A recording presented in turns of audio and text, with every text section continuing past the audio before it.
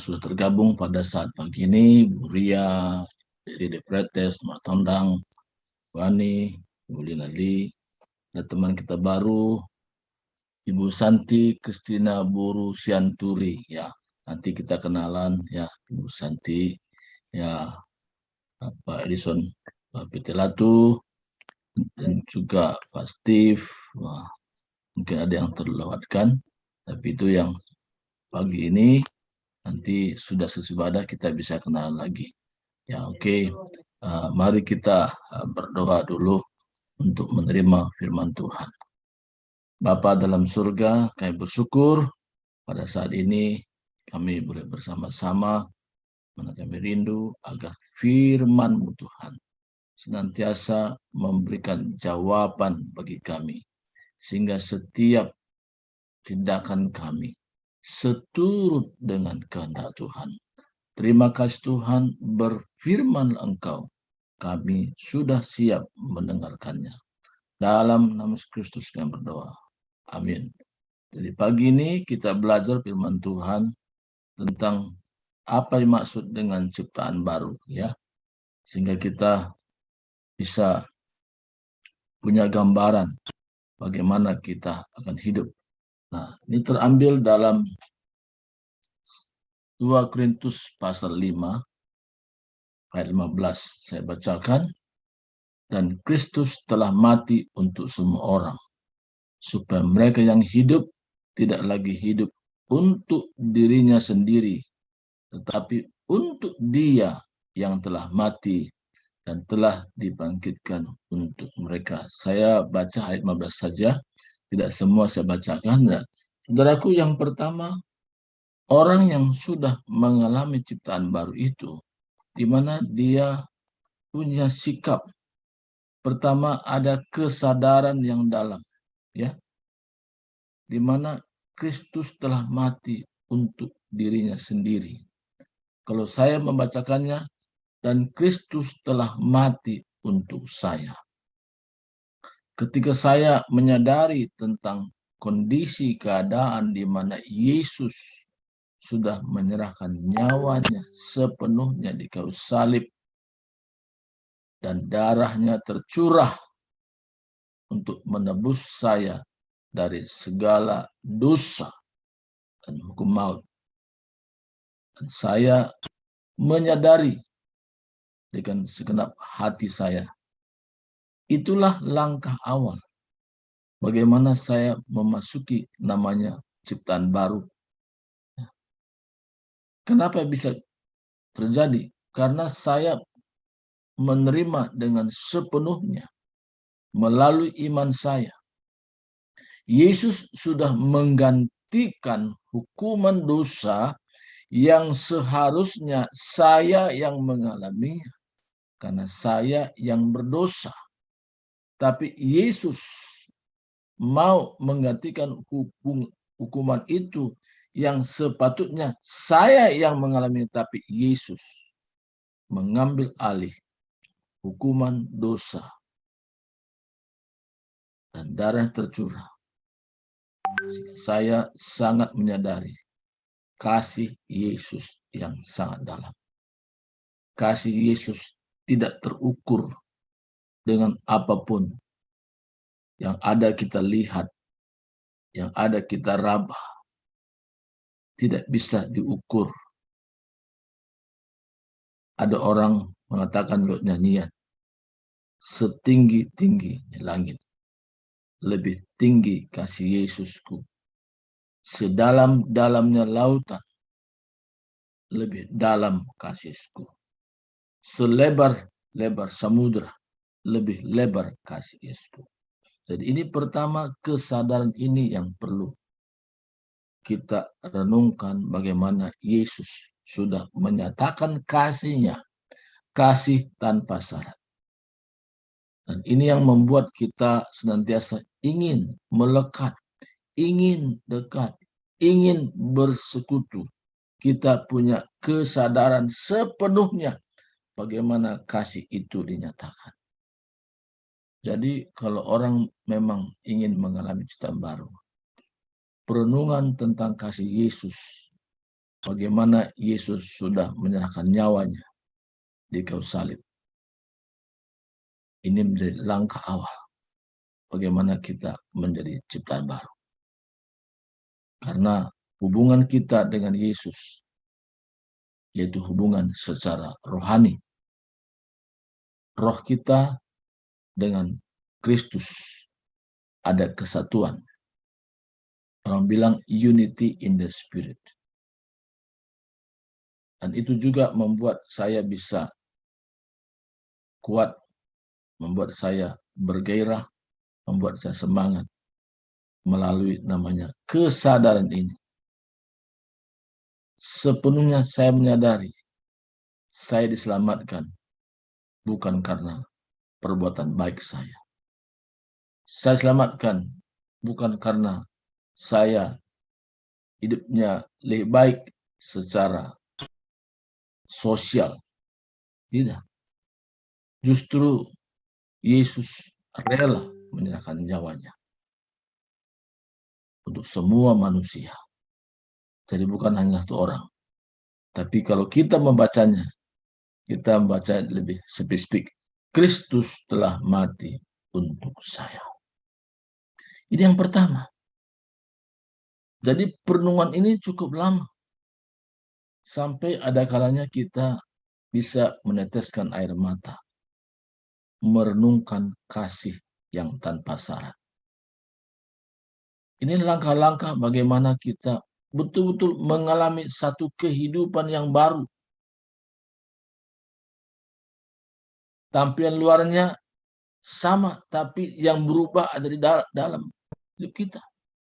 Dari cara kita memandang, cara kita melangkah, cara kita membuat satu tujuan, prioritas dalam hidup kita.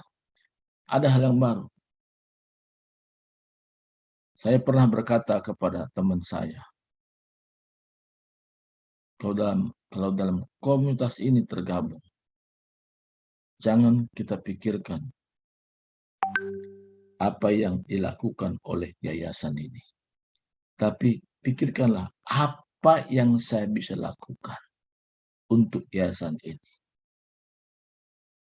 Saudara aku kasih Tuhan, perubahan itu dimulai bukan dari luar, tapi perubahan dari dalam. Melalui namanya kesadaran. Seseorang kalau tidak menyadari bagaimana hidupnya sudah ditebus dengan darah yang mahal, tidak pernah mencapai kehidupan yang baru. Anak terhilang pun bisa kembali kepada bapaknya ketika dia menyadari keadaannya.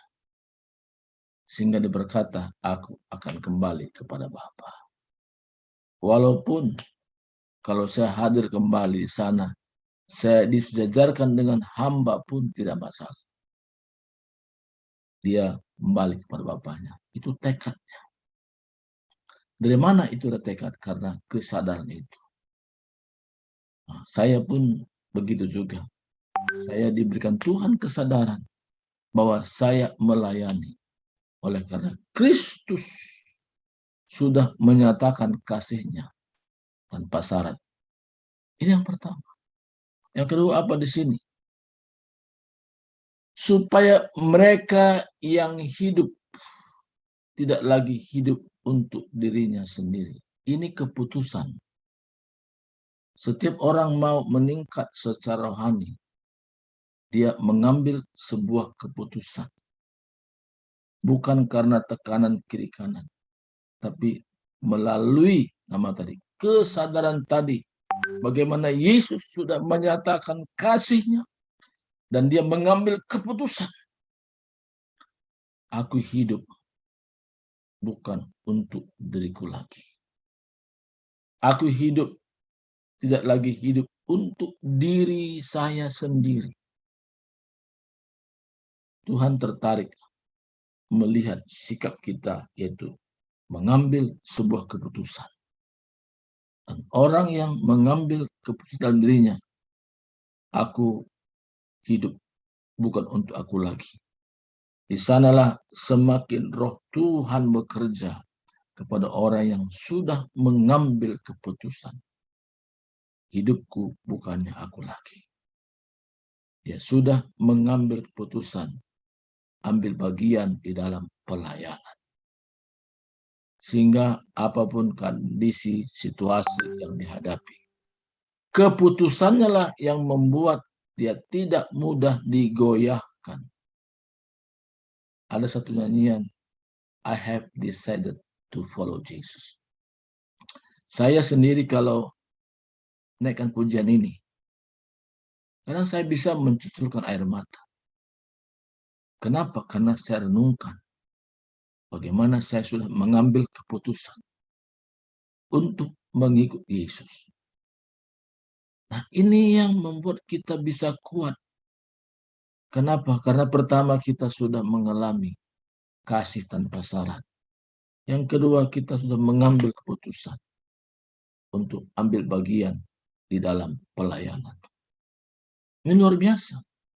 Jadi seseorang dahsyat dipakai Tuhan oleh karena keputusan yang dia sudah ambil. Aku hidup bukan untuk diriku sendiri. Ini yang penting. Kalau kita sama-sama memahami rahasia ini, kita menjadi orang yang dahsyat dipakai Tuhan. Dalam apapun bentuk pelayanan itu, kita akan menjadi dahsyat. Karena kita tahu bahwa bukan kita lagi yang hidup, tapi Kristus yang sudah hidup dalam diri kita. Kita ada kesatuan antara pribadi kita dengan Tuhan. Itu kesatuan di dalam roh. Unity in the spirit. Jadi kalau kita sudah mengambil keputusan, maka hidup kita akan tampil beda. Hidup kita akan menjadi berdampak yang baik. Dari mulai perkataan, dari tindakan kita, dari apa saja yang kita perbuat. Membuat kita tidak mudah digoyahkan. Situasi, keadaan boleh tergoncang-gancing. Tapi keputusan kita membuat kita tetap kuat. Ada gelombang-gelombang kesusahan. Ada masalah-masalah hidup. Kita tidak mudah digoyahkan. Ini luar biasa. Kenapa? Karena kita sudah mengambil keputusan. Artinya kalau ibarat surat tadi, sudah kita teken surat dalam sebuah materai. Itu hanya keputusan. Ketika kita sudah mengambil keputusan, kita tahu apapun yang kita alami. Bukan kita sendiri lagi yang hidup. Tapi kita tahu ada Yesus tetap setia bersama dengan kita. Sesuai dengan janjinya. Aku sekali-kali tidak akan pernah meninggalkanmu. Tidak akan pernah membiarkanmu. Tapi aku tetap bersama dengan. Itu janji Tuhan Yesus. Buat siapa itu? Buat orang yang sudah mengambil keputusan dalam hidupnya. Aku hidup bukan untuk aku lagi. Jadi saya percaya kita yang mendengar hari ini akan punya pengalaman yang terus meningkat. Pengalaman yang terus makin maju. Bukan flat, tapi makin meningkat. Meningkat. Itu namanya progresif. Kenapa terjadi? Karena pertama kita sudah memiliki kesadaran penuh bahwa Yesus sudah menyatakan kasih-Nya. Dan kita sadar betul itu. Kedua, kita sudah mengambil keputusan. Aku hidup bukan untuk aku lagi. Yang ketiga, tetapi untuk Dia yang telah mati. Jadi ada komitmen kita. Sesudah kita mengambil keputusan, ada komitmen. Sekali saya mengambil keputusan, aku tetap ikut Yesus. Aku tetap mengambil bagian dalam pelayanan. Komitmen ini sangat penting. Komitmen artinya bukan sesaat, tapi terus-menerus. Terus-menerus. Tanpa batas waktu. Kecuali Tuhan sudah memanggil kita kita meninggalkan dunia ini yang fana ini dan bersama Dia selama-lamanya. Komitmen ini juga membuat bagaimana pernyataan Tuhan luar biasa. Karena kita tahu kemanapun kita melangkah lewat komitmen ini, maka mulai kita menceritakan tentang Yesus. Yang bagaimana? Menceritakan tentang Yesus yang sudah menyerahkan nyawanya di kayu salib. Rela darahnya tercurah. Karena kasih tanpa syarat itu. Dan setiap orang yang memandang kepada Yesus, dan apa Yesus lakukan, dia tarik buat dirinya. Yesus sudah mati buat diriku. Dia punya komitmen, punya keputusan. Wow, luar biasa.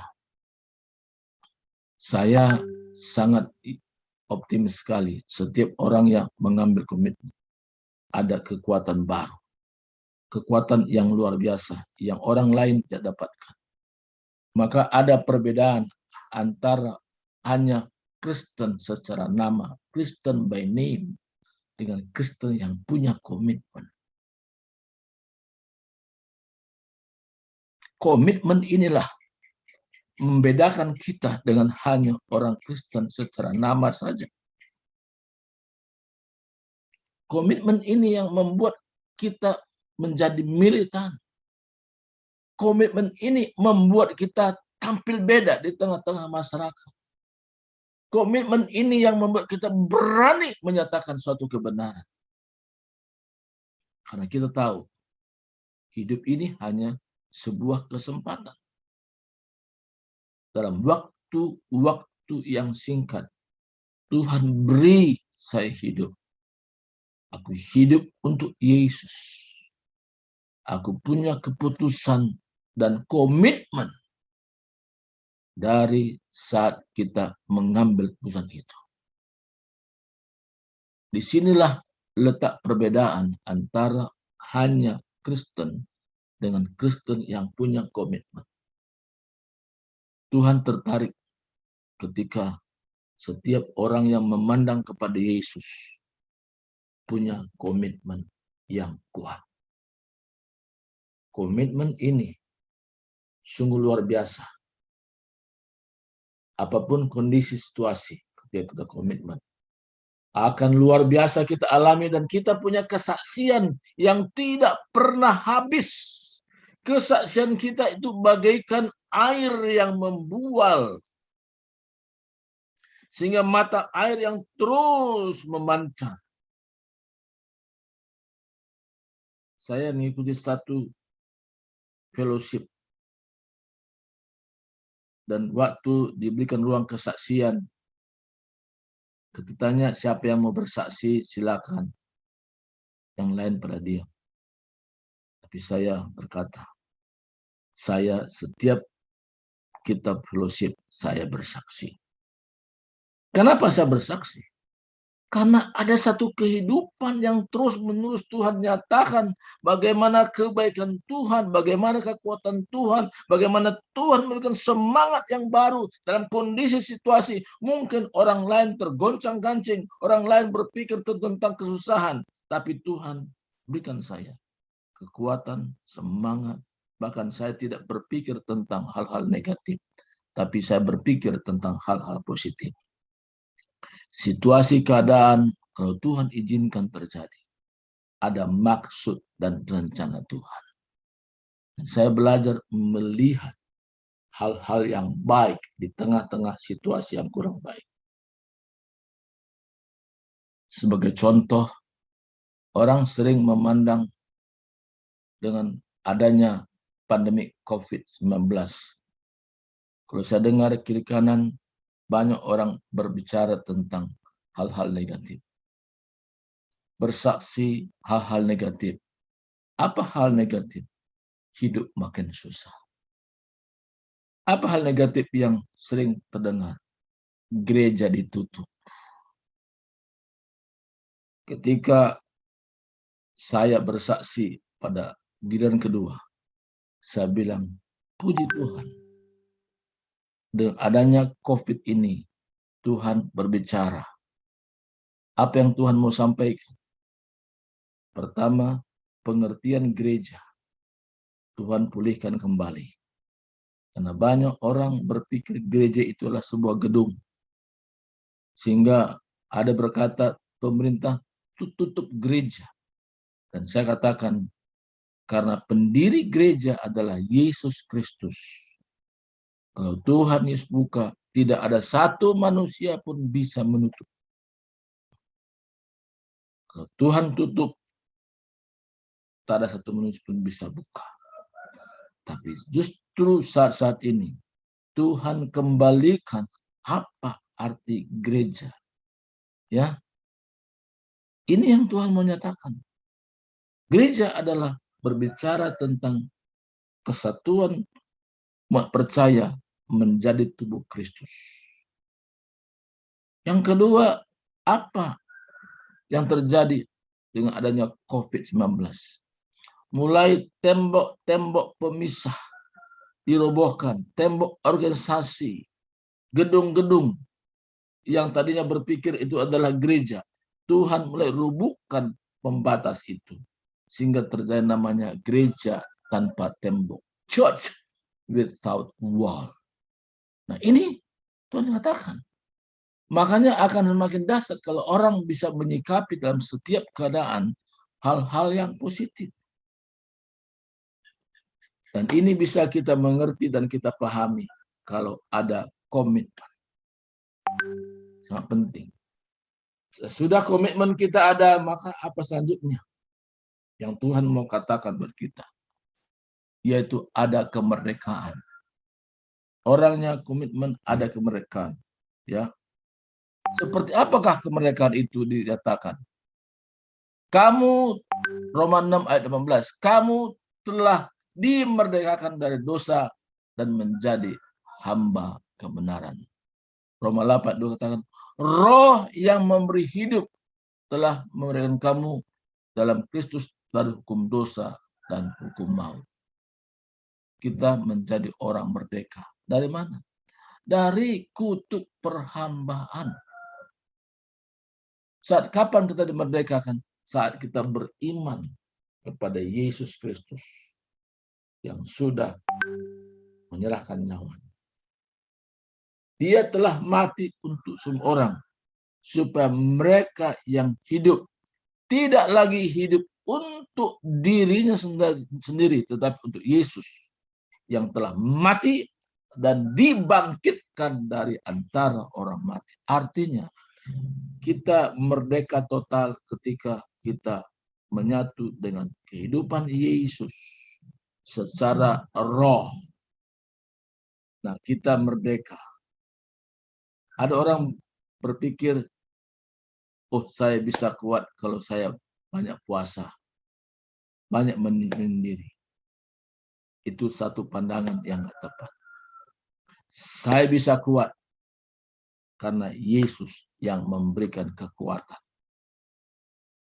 Segala perkara dapat kutanggung di dalam Yesus yang memberikan kekuatan kepadaku. Jadi sumber kekuatan kita adalah Yesus.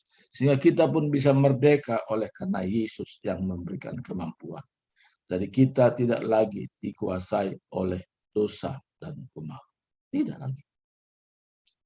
Makanya saya secara pribadi, saya tidak berdoa supaya semua dosa saya terus diampuni tiap hari. Saya berdoa begitu, enggak. Karena Yesus sudah selesaikan semua. Dari sekali saya ucapkan, sudah selesai. Tidak perlu berulang-ulang. Saya ucapkan seperti itu. Nah, misalnya ada anak kita, dia berbuat salah. Misalnya dia mecahkan piring. Tadinya dia nggak lapor. So, 3 dia lapor. Ini satu kejadian terjadi. Bagaimana kejadiannya? Seorang pembantu lihat anak ini karena masih kecil, waktu cuci piring pecah, ya karena dia mau berbagian, disembunyikan piring pecah ini. Orang tuanya tahu, tapi orang tuanya nggak bertanya. Tapi ini menjadi salah satu hal oleh pembantunya, kamu pecahkan piring. Kalau kamu kasih duit, saya tidak lapor kepada papamu, mamamu. Jadi anak ini berpikir daripada saya marahin, jadi dikasihlah uang. Walaupun itu tadinya uang jajan buat anaknya sekolah itu. Tapi lama-kelamaan anak ini berpikir, aduh, kalau begini kondisinya, saya dipalak dengan begini, hanya datanglah kepada orang tuanya. Ah, mama, Bapak yang lalu saya memecahkan piring. Apa kata mamanya? Saya sudah tahu, walaupun kamu tidak lapor. Cuman saya hanya butuh pengakuanmu saja. Dari awal saya tahu bahwa piring kita kurang. Pada hari berikutnya, sang pembantu juga ngomong lagi, sini uang. Kalau nggak saya lapor. Apa kata anak ini? Silakan lapor. Saya nggak takut. Kenapa dibilang saya nggak takut? Karena dia sudah menceritakan bahwa dia sudah mengaku salah. Dan anak ini betul-betul merdeka. Tidak ada perasaan bersalah lagi. Karena dia sudah ungkapkan bahwa dia sudah mengaku salah. Jadi saudaraku kasih Tuhan, kita bisa merdeka betul-betul karena kita percaya Yesus sendiri sudah mengambil alih hukuman itu. Dan kita percaya melalui roh Allah, menjadi roh Kristus, melalui roh kudus, membuat kita mampu hidup betul-betul merdeka. Tidak lagi dikuasai hukum dosa dan maut, tapi dikuasai oleh firman. Jadi kita mulai terus merenungkan firman. Setiap kita duduk, kita merenungkan firman. Setiap kita berdiri juga ada waktu-waktu kita merenungkan firman Tuhan. Saat kita berbaring ada waktu kita merenungkan firman Tuhan. Jadi sudah menjadi gaya hidup, yaitu merenungkan firman Tuhan siang dan malam. Ia seperti pohon yang ditanam di tepi air, yang menghasilkan buahnya pada musimnya. Dan apa saja yang diperbuatnya menjadi berhasil. Jadi hari ini, bagaimana benar-benar kita menjadi ciptaan baru. Pertama tadi ada kesadaran. Orang yang mengalami kesadaran, dia akan meningkat. Hidup rohaninya bukan hanya biasa-biasa, tapi luar biasa. Semua pengikut Yesus menjadi luar biasa karena Yesus kita luar biasa. Mengambil keputusan. Kita tidak berkata apa menurut orang lain, tapi apa kata Tuhan, itu yang kita yakini sepenuhnya. Kita komitmen dari hidup di mana kita sudah mengambil keputusan. Kita komitmen dan terus menjadi pelayan Tuhan. Masalah persoalan boleh ada, tapi komitmen ini membuat kita tetap teguh, tidak mudah digoyahkan. Dan yang keempat ada kemerdekaan. Kenapa kita merdeka? Karena Kristus yang membuat kita merdeka. Kita dibebaskan dari hukum dosa dan hukum maut. Dan hidup yang kita hidupi sekarang, hidup oleh karena iman di dalam Yesus Kristus. Mari kita berdoa. Bapa kami dalam surga, kami bersyukur pada saat pagi hari ini. Engkau rindu kami semua menyadari keberadaan kami. Sehingga kami benar-benar mengambil keputusan yang tepat bahwa kami hidup adalah untuk Engkau. Dan juga kami komitmen terus-menerus ambil bagian dalam pekerjaan Tuhan yang disiapkan bagi kami. Dan kami melangkah kemanapun. Kami bukan lagi dibebani oleh dosa, tapi kami benar-benar ambil bagian dalam pekerjaan Tuhan. Kami benar-benar merdeka oleh karena Kristus sendiri melalui roh yang hidup membuat kami merdeka sepenuhnya. Terima kasih Tuhan, terpujilah namamu. Inilah doa hambamu pada saat ini. Di dalam nama Yesus Kristus, hambamu sudah berdoa. Haleluya, haleluya. Amin, amin.